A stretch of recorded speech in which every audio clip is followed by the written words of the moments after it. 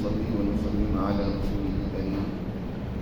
أما بعد فأعوذ بالله من الشيطان الرجيم. بسم الله الرحمن الرحيم. قل كفى بالله بيني وبينكم شهيدا يعلم ما في السماوات والأرض والذين آمنوا بالباطل وكفروا بالله أولئك هم الخاسرون.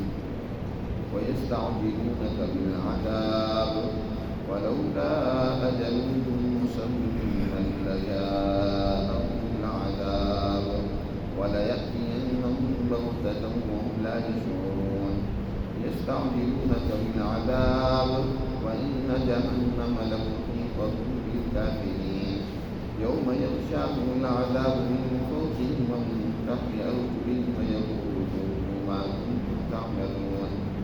يا عبادي الذين آمنوا إن أرضي واسعة فإياي فاعبدون. كل نفس ذائقة الموت ثم إلينا ترجعون. والذين آمنوا وعملوا الصالحات لنبوئنهم من الجنة غرفا تجري من تحتها الأنهار خالدين فيها نعم أجر العاملين الذين صبروا وعلى ربهم يتوكلون. وكأين من دابة لا تحمل رزقها الله يرزقها وإياكم وهو السميع العليم. ولئن سألتهم من خلق السماوات والأرض وسخر الشمس والقمر ليقولن الله فأنى يؤفكون. الله يبسط الرزق لمن يشاء من عباده ويقدر له إن الله بكل شيء عليم. ولئن سألتهم من نزل من السماء ماء فأحيا به الأرض من بعد موتها ليقولن الله قل الحمد لله بل أكثرهم لا يعلمون. صدق الله العظيم.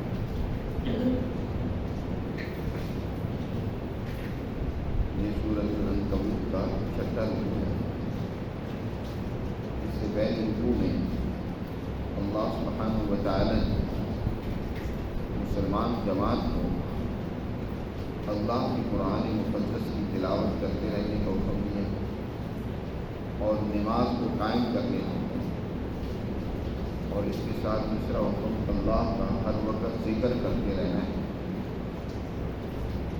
اور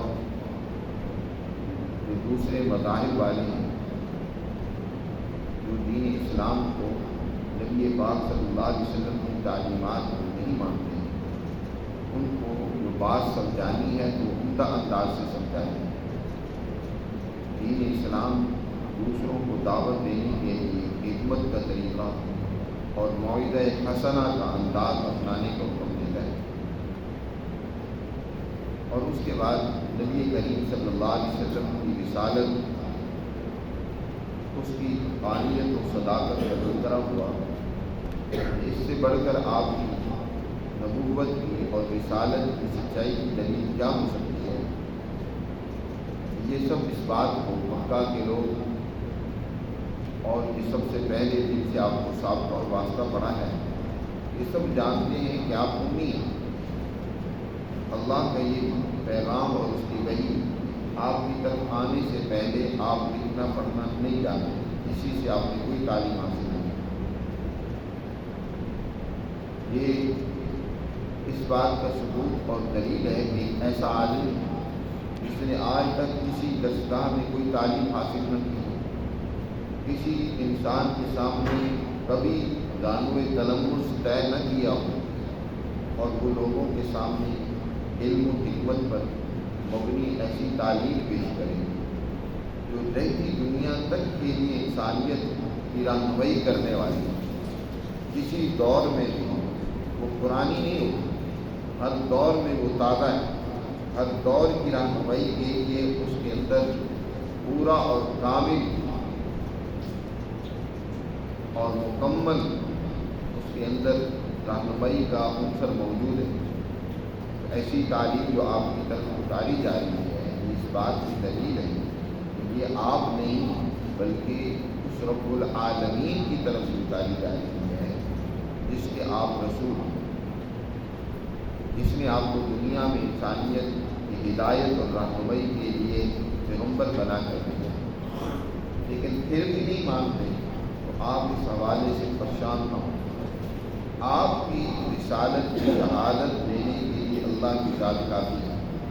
اے پیغمبر آپ کہہ دیں کفا باللہ بینی و بینکم شہیدا، اللہ میرے اور تمہارے درمیان گواہی دینے کے لیے کافی ہے، مجھے کسی اور کی گواہی اور شہادت کی ضرورت نہیں ہے۔ یعلم ما فی السماوات والارض، اللہ کی ذات آسمان و زمین میں جو کچھ ہے اس کو خوب جانتی ہے۔ والذین آمنوا بالباطل وکفروا باللہ، اور جو لوگ آج باطل اتحاد اپنائے ہوئے ہیں اور سچائی اور حق کو چھوڑ کر محض خواہشات کے پیچھے لگے ہوئے ہیں، جھوٹ اور پروپیگنڈے کے پیچھے دوڑ رہے ہیں اور انہوں نے اللہ کا انکار کر دیا، یاد اولئک هم الخاسرون، یہی لوگ در حقیقت نقصان اٹھانے والے۔ وَيَسْتَعْجِلُونَكَ بِالْعَذَابِ، نبی کریم صلی اللہ علیہ وسلم سے جب کوئی دلیل آگے سے نہیں بن پاتی، آگے سے کوئی جواب نہیں دے پاتی، تو گزشتہ اقوام کی طرح حضور سے بھی کیا کرتے ہیں، عذاب مانگنے بیٹھ جاتے ہیں۔ اچھا، جس عذاب سے تم ہمیں ڈراتے ہو، جس سزا سے ہمیں خوفزدہ کرتے ہو، وہ لے آؤ، کب آنی ہے وہ عذاب، کب آنا ہے، سزا کب آنی ہے۔ قرآن نے اسی کا ذکر کیا، فرمایا وَيَسْتَعْجِلُونَكَ بِالْعَذَابِ، یہ آپ سے عذاب لانے کو جلدی کرتے ہیں، کہتے ہیں کہ عذاب جلدی لے آؤ۔ دیکھو اللہ کا عذاب تو آئے گا، جو باطل پرست ہوگا، جو حق کا منکر ہوگا، اللہ کے عذاب سے بچ نہیں سکتا۔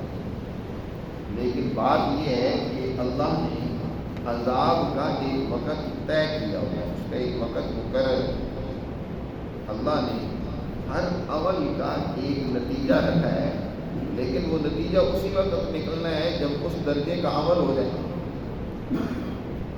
ابھی عمل اس درجے کا نہیں ہوا، یعنی حق کا انکار، باطل پرستی، حق کا اناد اور اس کی دشمنی، اس کا اظہار ابھی اس درجے کا نہیں ہے۔ جب اس درجے کا ہوگا تو پھر نتیجہ بھی ظاہر ہوگا۔ ظاہر ہے دنیا میں ہر کام کے نتیجے کا وقت ہے، وقت سے پہلے تو نتائج نہیں آتے، تو اللہ کے عذاب کے لیے دنیا میں بھی اس کا ایک وقت مقرر ہے اور آہستہ آہستہ اس طرف بڑھ رہے ہیں، اور جب وہ وقت مقررہ آ جائے گا تو پھر ان کے ہوش و حواس اڑ جائیں گے کہ یہ کیا ہوگا۔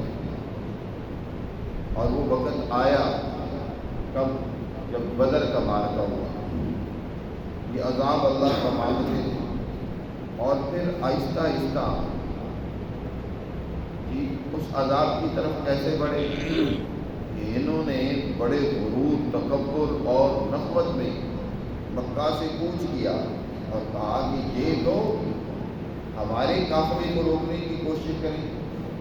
ابو سفیان کی قیادت میں جو تجارتی قافلہ آ رہا تھا شام سے، آپ صلی اللہ علیہ وسلم نے اس کو روکنا چاہا۔ ان کو پتہ چلا تو یہ پوری تیاری کے ساتھ جو ہے مسلمانوں کے مقابلے کے لیے مکہ سے کوچ کر جاتے ہیں اور مسلمانوں کو کچل دینا چاہتے ہیں، اور بدر کے میدان میں بھی جب پہنچے تو بڑی شیخیاں اور ڈینگیاں مار رہی ہیں، بڑے تکبر کا اظہار ہے کہ ہم یہ کر دیں گے۔ اور یہ وجہ ہے جب جنگ شروع ہوئی تو جنگ کے آغاز میں بھی انہوں نے اپنے بہادر اور اپنے قوم کے سرداروں کو میدان میں اتارا اور سمجھ رہے تھے کہ آج بس مسلمانوں کو کاٹ کے رکھتے ہیں، لیکن اب قضائے الہی تو ان کی سزا کے لیے آ چکی، منتظر کہ اب ان کو سزا ملنی ہے، جس عذاب کو یہ مانگتے ہیں وہ اب عذاب دینے آ کر رہے ہیں۔ چنانچہ بدر میں جب اس کا نتیجہ سامنے آیا تو دنیا حیران رہ گئی، ششدر رہ گئی مکہ کے لوگ ہکا بکا رہ گئے کہ یہ کیا ہو گیا کہ ان کے وہ سارے 70 سورما سردار بڑے بڑے لیڈر سب قتل ہوئے، اور جو کچھ بچے ان میں سے بھی 70 افراد قید کر لیا گیا۔ بھی اللہ یہاں بیان فرما رہا ہے کہ آپ سے یہ عذاب لانے کو جلدی کہتے ہیں، جلدی عذاب لیں۔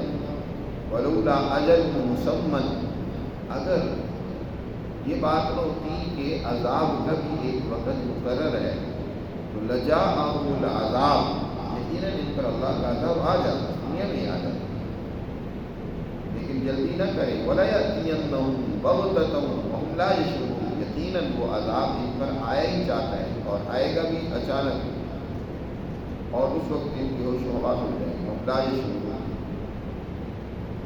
یستعجلونک بالعذاب، یہ اللہ کا عذاب مانگتے ہیں اور کہتے ہیں جلدی آ جائے اللہ کا عذاب۔ دنیا میں بھی آیا چاہتا ہے، اور جب ان کی آنکھیں بند ہوگی تو وَإِنَّ جَهَنَّمَ لَمُحِيطَةٌ بِالْكَافِرِينَ، پھر جہنم ان کافروں کو چاروں طرف سے گھیری ہوئی ہوگی، جہنم ان کو ہر طرف سے گھیر لے گی۔ یوم یغشاہم العذاب من فوقہم، اس دن ان کو عذاب الہی ڈھانپ لے گا اوپر سے بھی، ومن تحت ارجلہم، اور پاؤں کے نیچے سے بھی، ہر طرف سے اللہ کا عذاب ان کو فی عمل ممددہ، اس نے لمبے لمبے آگ کے ستونوں کے اندر یہ گرفتار ہو گیا، چاروں طرف گویا کہ آگ ہی آگ ہوگی۔ وَيَقُولُ ذُوقُوا مَا كُنتُمْ تَعْمَلُونَ، اور فرشتے ڈانٹ کر انہیں کہیں گے، اللہ تعالیٰ فرمائے گا فرشتوں کے ذریعے سے کہ چکھو ما کنتم تعملون، یہ اس کا بدلہ ہے جو تم دنیا میں کر رہے ہو، اپنے عملوں کا بدلہ آج اس کا نتیجہ ہے، تو آج اس کا مزہ چلو۔ جب ابتدا میں نبی کریم صلی اللہ علیہ وسلم نے دعوت اسلام پیش کی، وہ دور بڑا کٹھن دور تھا۔ مکہ کے فرعون نمرود، ان کی ظلم و اذیت بربریت حد سے بڑی اور خاص طور پر کمزور صحابہ پر جو ان کی شدائد تھی، سختیاں تھیں، ناقابل بیان، بہت اذیتیں پہنچائی جاتی تھیں۔ اس وجہ سے کچھ مسلمان وہ تھے جو دین اسلام کی حقانیت کو سمجھتے تھے، جانتے تھے، لیکن دین اسلام کا اظہار نہیں کر پاتے، ڈر اور خوف تھا۔ مکہ کے سرداروں نے اپنے خوف اور ڈر پیدا کیا ہوا تھا، ہمیشہ ہر دور میں تابوت باطل وہ لوگوں کو ڈرا کر وہ اپنا غلبہ چاہتا ہے کہ ڈرا کر وہ لوگوں کو روک لے گا، حالانکہ یہ کبھی نہیں ہوتا۔ اس وقت ڈرایا ہوا مکہ کے سرداروں نے بڑا ظلم کر دیا، تو اللہ سبحانہ و تعالی نے اپنے سچے بندوں کو ہدایت کی ہے کہ اگر یہ مکہ کا ماحول تمہارے لیے سازگار نہیں ہے، اللہ کے دین پر یہاں تم عمل نہیں کر سکتے، تم یہاں پر اپنے دین کا اظہار نہیں کر سکتے، اور یہاں پوری آزادی کے ساتھ تم اپنے اندر اجتماعیت پیدا نہیں کر سکتے، کوئی بات نہیں، اللہ کی زمین بڑی وسیع ہے، کہیں اور ہجرت کر جاؤ، کسی اور سرزمین میں چلے جاؤ، اللہ وہاں تمہارے لیے کیا ہے، آسانی کے مواقع فراہم کر دے گا۔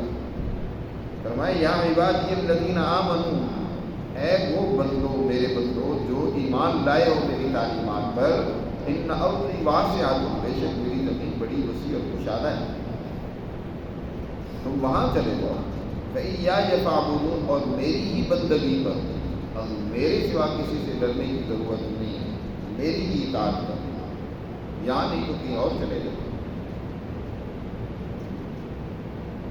جیسے اس آیت کے بعد بہت سارے صحابہ حبشہ ہجرت کر گئے، اور پھر اسی کے ساتھ ہی کچھ عرصے بعد مدینہ کی طرف ہجرت کا حکم نازل ہوا، صحابہ کرام نے مدینہ کی طرف ہجرت کی۔ اب اس پر پھر ایک اور سوال ہوا کہ ہم یہاں سے ہجرت کریں گے، ظاہر ہے ہجرت کرنے کے نتیجے میں گھر بار کو چھوڑنا کوئی آسان کام نہیں ہوتا، اپنی جائیداد، اپنے وہ مکان، اپنا وہ کاروبار، اپنے وہ سارے رشتے تعلقات و عوائد کو چھوڑنا کوئی آسان کام نہیں ہے۔ ہجرت کوئی ایسی بچوں کا کھیل تھوڑا ہی ہے۔ اللہ سبحانہ و تعالیٰ نے فرمایا کہ اس سے نہ گھبراؤ کہ یہ سب چھوٹ جائے گا، وہ تو ایک دن چھوٹنا ہی ہے۔ اب نہیں دین کے لیے چھوڑو گے تو ایک دن جب موت آئے گی اس وقت بھی تو چھوڑ کر جاؤ۔ کیا ہمیشہ یہ چیزیں تمہارے پاس ہی رہیں گی؟ نہیں، کل نفس ذائقۃ الموت، ہر نفس نے موت کا ذائقہ چکھنا ہے، چاہے کوئی بھی۔ ثم الینا ترجعون، پھر ہماری طرف لوٹائے جاؤ گے، اور اس دن جو تم نے اللہ کے لیے قربانی دی ہوگی اللہ اس کا تمہیں بدلہ دے گا۔ والذین آمنوا وعملوا الصالحات، تو جو لوگ اللہ پر ایمان لے آئے آج اور انہوں نے اچھے اور عمدہ بہترین کام کیے، اچھا کردار اور اخلاق اپنایا، لنبوئنہم من الجنہ، یقیناً ہم ان کو جنت میں پناہ دیں گے، ٹھکانہ دیں گے، اور جنت کے اندر بھی غرفاً، ایسے بہترین مکان اور محل جو ایک کے اوپر دوسرا مکان، جیسے کہ آج کل کوٹھیاں بنی ہوتی ہیں، تو غرفاً جنت کے اندر وہ بالا خانے ہوں گے، کوٹھیاں ہوں گی بہترین، اور تجری من تحتہا الانہار، اور وہ کوٹھیاں بھی بر لب نہر ہوں گی، نہر کے کنارے پر ہوں گی۔ بہترین منظر ہوتا ہے کہ کوٹھی بہترین عالی شان بنی ہوئی ہو اور نہر کے کنارے پر ہو، ہر طرف سبزہ اور بہترین باغات لگے ہوئے ہوں۔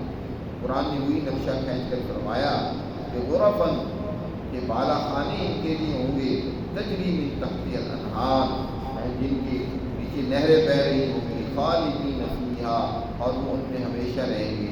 نعم اجر العاملین، کام کرنے والوں کو جو وہاں اجر ملے گا کیا ہی بہترین اجر ہے۔ جنہوں نے دنیا میں اچھا کام کیا، عمل کیا، ان کے لیے بہترین اجر ہے۔ کون لوگ ہیں جن کے لیے اجر ہے؟ الذین صبروا، جنہوں نے آج تکلیفیں برداشت کی اللہ کے لیے۔ شروع صورت میں یہ بات بھی بیان کی تھی کہ ایمان لانے کا مطلب یہ نہیں ہے کہ بس تمہارے لیے خوشحالیوں کے دروازے کھل جائیں گے۔ احسب الناس ان یترکوا ان یقولوا آمنا وهم لا یفتنون، لوگوں نے یہ سمجھا ہے کہ بس آمنا کہنے سے بس وہ چھوٹ جائیں گے اور ان کے لیے ہر طرح کی نعمتیں، راحتیں، آسائشیں ہوں گی۔ ہم لا یفتنون، ان کی کوئی آزمائش نہیں ہوگی۔ ہم لا یفتنون، نہیں ہوگی آزمائش، انہیں دین کے لیے بڑی تکلیفیں جھیلنی ہوں گی۔ تو جو لوگ یہ نعمتیں اللہ آخرت میں ان کو عطا کرے گا جو لوگ دین کی خاطر تکلیفیں برداشت کرتے ہیں، صبر و استقامت سے کام لیتے ہیں۔ الذین صبروا وعلی ربہم یتوکلون، اور وہ ہر حال میں اپنے رب پر ہی توکل اور بھروسہ کرتے ہیں، اعتماد ہوگا، ڈر اور خوف ہوگا صرف اللہ سے۔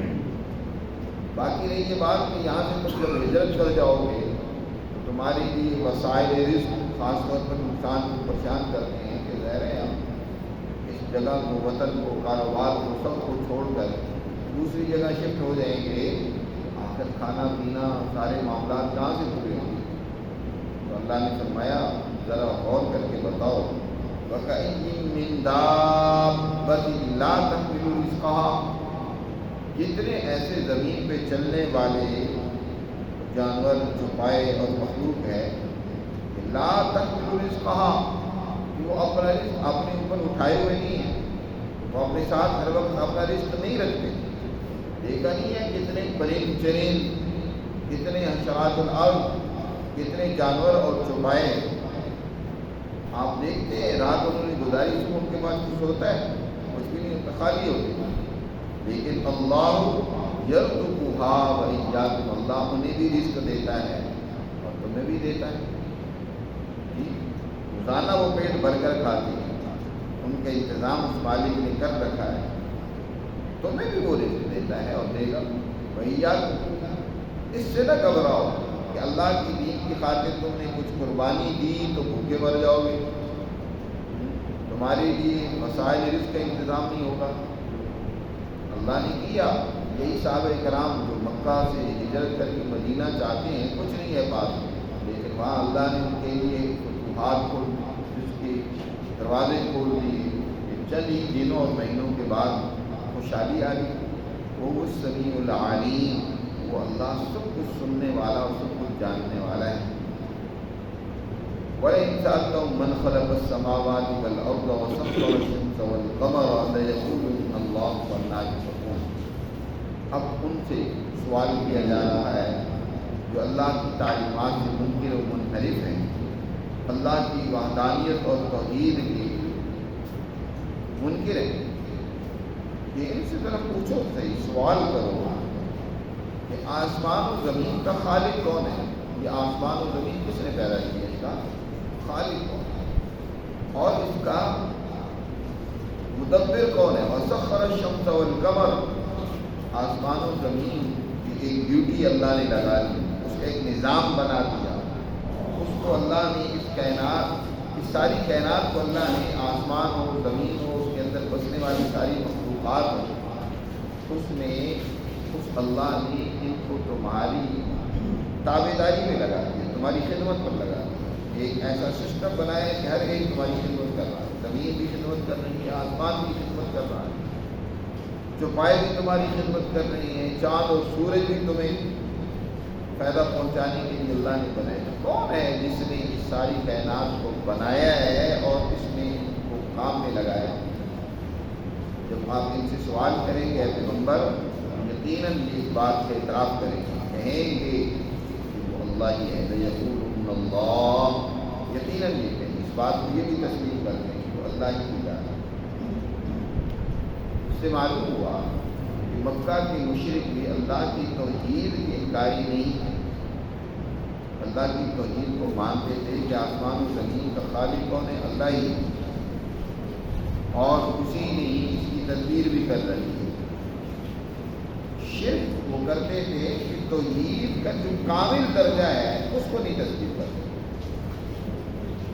یعنی اللہ کی ذات کی وحدانیت کے بھی وہ قائل تھے، اللہ کی تدبیر کے بھی وہ قائل تھے، لیکن شرک فعلی کے اندر مبتلا تھے، یہ صفات کے شرک میں مبتلا تھے، اللہ کی کامل جو صفات ہیں اس کے اندر مبتلا تھے، یعنی اللہ ہی کی حکمرانی اس کائنات میں ہونی چاہیے، عملی طور پر اس کو ماننے کے لیے تیار نہیں کہ اللہ ہی کی حکمرانی مانی جائے، ہم اپنی حکمرانی نہ کریں، اپنی بدماشیاں نہ کریں، عیاشیاں نہ کریں، ہم اپنی مرضی کے قوانین اور ضابطے نہ بنائیں، یہ اللہ کے قانون کو ہی ہم تسلیم کریں، یہ بات انہیں سمجھ آتی ہے۔ نہیں، ہمیں اختیار دیا کہ ہم اپنی مرضی سے جو کچھ کریں گے، جیسے آج کا مسلمان بھی ہے وہ بھی یہی کر رہا ہے، توحید کو تو مانتا ہے لیکن قانون اس نے کس کا اپنا رکھا ہے؟ دشمن، سسٹم اس نے سرمایہ دارانہ اختیار کر رکھا ہے۔ آج آپ کا ملک اسلامی نظامی حکمرانی سے یکسر خالی ہے، جب سے بنا اس وقت سے لے کر آج تک نعرہ تو تم نے یہ لگایا لا الہ الا اللہ کی بنیاد پر ہم یہ ملک بنا رہے ہیں کہ نظام صرف کس کا چلے گا؟ یہاں اللہ کا چلے گا، اسی کی حکمرانی ہوگی، اسی کے بتائے ہوئے فیصلوں کے مطابق ہمارا معاشی سسٹم ہوگا، ہماری سیاست ہوگی، اسی کے مطابق ہمارے تمام معاملات اور قوانین ہوں گے، عدلیہ اسی کے مطابق کام کرے گی، انتظامیہ اسی پر عمل کروائے گی۔ لیکن آپ بتائیں، آپ نے تو دھوکہ دیا، اپنی قوم کو دھوکہ دیا، لوگوں کے سامنے جھوٹ بولا۔ جب سے آپ نے پاکستان بنایا آج تک لا الہ الا اللہ کی بنیاد پر تم نے اس ملک کا نظام بنایا، وہی سرمایہ دارانہ نظام جو پہلے برطانیہ جس کا آنر تھا، مالک تھا، اب بعد میں امریکہ کی گود میں تم جا کر بیٹھ گئے اور آج تک اسی کے تم غلام ہو۔ بلکہ پچھلے بجٹ میں آپ کے وزیر اعظم صاحب برملا کہتے ہیں ہمارا جو ہے نا بجٹ IMF نے بنایا ہے، ہم نے نہیں بنایا، تسلیم کر سکتے غلام تم ہوئے نا کہ جو کچھ ہے تمہارا سارا نظام اور سسٹم انہوں نے چلانا ہے، تمہارا سارا بجٹ بھی انہوں نے طے کرنا ہے کہ کتنا ٹیکس لینا ہے اور اس ٹیکس سے حاصل ہونے والی آمدن کتنی تم نے ہمیں دینی ہے، کتنی تم نے اپنے ملک کے لیے خرچ کرنی ہے۔ عجیب بات ہے، وسائل تمہارے ہیں لیکن خرچ تم اپنی مرضی سے نہیں کر سکتے، مرضی انہی کی چلے گی، فیصلہ انہی کا چلے گا، حکم انہی کا نافذ ہوگا۔ تو تم کہاں کیا آزاد ہو گئی؟ ابھی آزادی کا مہینہ چل رہا ہے، 2-4 دن بعد بڑا شور ہوگا آزادی کے نام سے، بڑے نغمے گائے جائیں گے، ترانے سنائے جائیں گے، جھنڈیاں لگائی جائیں گی، موٹر سائیکل کے سلنسر نکال کر عجیب بد اخلاقی کا مظاہرہ نوجوان کرے گا آزادی کے نام پر۔ کیا یہ آزاد ہے؟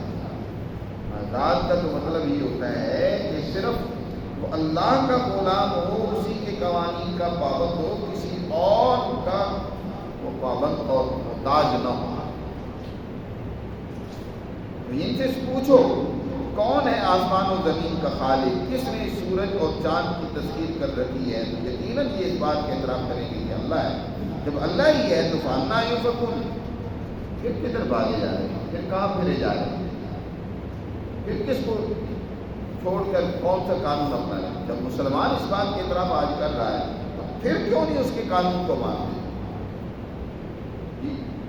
اللہ یبسط الرزق لمن یشاء من عبادہ ویقدر، یاد رکھو اللہ ہی ہے جو رزق کو فراخ کرتا ہے جن کے لیے چاہتا ہے اپنے بندوں میں سے، اور تنگ کر دیتا ہے جس کے لیے چاہتا ہے۔ ان اللہ بکل شیء علیم، بے شک اللہ ہر چیز کو جاننے والا ہے۔ اس آیت کا بھی مطلب سمجھنا چاہیے۔ بعض لوگ اس آیت کا مطلب بہت ہی سطحی سا بیان کرتے ہیں۔ اللہ یہ ہے جو رزق ہو، رزق سے مراد یہاں وسائل رزق ہے۔ رزق ایک بات یاد رکھیں، جیسے کھانا پینا رزق ہے، اس طرح پہننا بھی رزق ہے، اسی طرح رہنے سہنے کے لیے جو مکان وغیرہ ہے، جو ضروریات ہیں، وہ سب رزق میں شمار ہوتی ہیں۔ یعنی جو بندہ استعمال کرتا ہے چیز اس کو رزق آ جاتا ہے۔ جو وسائل بندہ، پیٹرول ہے مثلا، انسان اس کو استعمال کرتا ہے، اس کی گاڑی کی ضرورت ہے، اس کی فیکٹری کی ضرورت ہے، اس کی مشین اس سے چلتی ہے، یہ اللہ کا رزق ہے۔ اسی طرح جو دیگر اشیاء ہیں جن کے ذریعے سے انسان کو آج توانائی میسر ہو رہی ہے، حاصل ہو رہی ہے، مثلا بجلی ہے، انسان کی ضرورت ہے، انسان استعمال کرتا ہے، اس کے بغیر آج رہنا اس کے لیے مشکل ہے، یہ اللہ کا رزق ہے، یہ توانائی رزق الہی ہے۔ تو رزق صرف کھانے پینے تک نہیں ہے، تمام وہ وسائل جن کی انسان کو ضرورت ہوتی ہے وہ سب رزق ہیں، اور اللہ نے یہ رزق جن کے لیے چاہا ان کو وسیع کر دیا اور جن کے لیے چاہا تنگ کر دیا۔ یعنی اس رزق کی یا وسائل رزق کی تقسیم اللہ نے کر رکھی ہے کہ کسی علاقے میں، کسی خطے میں اس نے وسائل ایک طرح کے پیدا کر دیے، کسی علاقے اور خطے میں دوسری طرح کے وسائل پیدا کر دیے۔ یہ پیدا کرنے والا کون ہے؟ اللہ ہے۔ اللہ نے ان وسائل رزق کو پیدا کیا، اور یہ اس لیے تاکہ ہر علاقے کے لوگ دوسروں کے کیا رہیں؟ محتاج رہیں، ایک دوسرے کے ساتھ تعاون کریں، ایک دوسرے کے ساتھ ان کا ایک تعلق رہے کہ جو ان کی ضروریات ہیں وہ تم سے حاصل کریں، اور جو تمہاری ضروریات ہیں تم ان سے حاصل کرو۔ تعاون باہمی کے اصول پر اپنا نظام بناؤ۔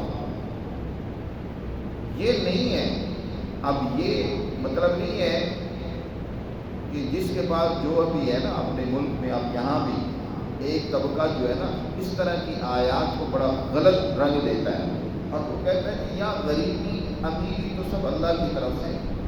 آج ایک اشرافیہ ہے جس نے آپ کے ملک کی دولت کے اوپر قبضہ کر رکھا ہے، اور وہ کتنے 5-7% ہیں، سارے وسائل ان کے لیے ہیں، اور جو باقی 95%، 90% عوام ہے وہ بیچارے ضروریات، بنیادی ضروریات سے معروم ہے۔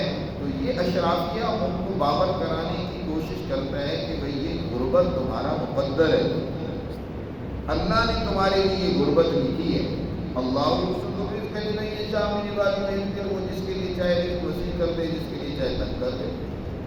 اللہ نے تمہارے لیے تنگی پیدا کی، یہی بات یہود مدینہ کہتے تھے کہ جب رسول اللہ صلی اللہ علیہ وسلم نے ان سے فرمایا کہ اللہ کے راستے پہ خرچ کرو، تو کیا کہتے ہیں؟ انُطعِمُ مَن لَّوْ یَشَاءُ اللَّهُ طَعَامَهُ، کیا ہم ان کو کھلائیں جن کو اللہ میاں نہیں کھلانا چاہتا؟ تم کہتے ہو ان کو کھلاؤ، ان پر خرچ کرو، جن کو اللہ ہی نہیں کھلانا چاہتا، اللہ نے ان کے لیے غربت رکھی ہے، ہم ان کو کھلائیں۔ یہ گویا یہ امیری غریبی اللہ کی طرف سے پیدا کرتا ہے۔ یہ تو گویا ایک آج 90% عوام وہ ان سرمایہ داروں پر اعتراض نہ کرے، وہ اعتراض کرے تو کس پر کرے؟ اللہ میاں پر۔ اللہ کیا اللہ تو نہیں انصاف نہیں کیا کہ ان کے لیے تو نے اتنی دولت رکھ دی ہے اور ہمیں تو معروف کر دیا۔ اعتراض کس پر کرے؟ اللہ پر اعتراض۔ اور آج اعتراض کر رہا ہے آج کا جدید نوجوان، وہ تو اعتراض کرتا ہے کہ یہ کیسے ہے، یا تو وہ سرے سے اس نظریے کے انکار کر دیتا ہے یہ دین کی بات ہی، اور اس کے پیچھے وجہ یہ ہے کہ آج سمجھانے والے عالم نے اس آیت کا مطلب صحیح نہیں سمجھایا، یا اس سرمایہ دار نے اس طرح کے آیات کا مطلب اپنے پسندیدہ علماء سے غلط بیان کرا۔ صرف اس آیت کو نہیں، قرآن مقدس کی ان آیات کو اس کے ساتھ ملا کر سمجھنا ہوگا جو اس سے متعلق قرآن مجید نے بیان فرمائی ہے۔ جب صرف آپ ایک آیت کو لے لیں گے، دوسری آیات کو چھوڑ دیں گے، تو پھر آپ مطلب نہیں صحیح سمجھ سکیں۔ اللہ تعالیٰ نے قرآن میں دوسری جگہ پر بلکہ پہلے پارے میں شروع قرآن میں کیا فرمایا؟ اللہ وہ ذات ہے خلق لکم ما فی الارض جمیعا، جو کچھ زمین میں ہے اس نے تم سب کے لیے پیدا کیا۔ خلق لکم ما فی الارض جمیعا، تم سب کے لیے پیدا کیا۔ واضح آیت، اس کے علاوہ بے شمار آیات ہیں۔ اس آیت کا مطلب کیا ہے؟ اللہ فرما رہے تم سب کے لیے پیدا کیا اللہ نے، ان وسائل رزق کو اللہ نے تم سب کے لیے پیدا کیا۔ اب یہاں مثال کے طور پر 20 آدمی بیٹھے ہیں، میں اگر ایک صاحب کو 20 روپے دے دوں اور کہوں کہ یہ تم سب کے ہیں، یہ 20 روپے تم سب کے ہیں، اس کا مطلب کیا ہے کہ وہ 20 روپے مساوی طور پر سب میں کیا کیے جائیں؟ تقسیم کیے جائیں، ہر ایک میں 1 روپے آنا چاہیے۔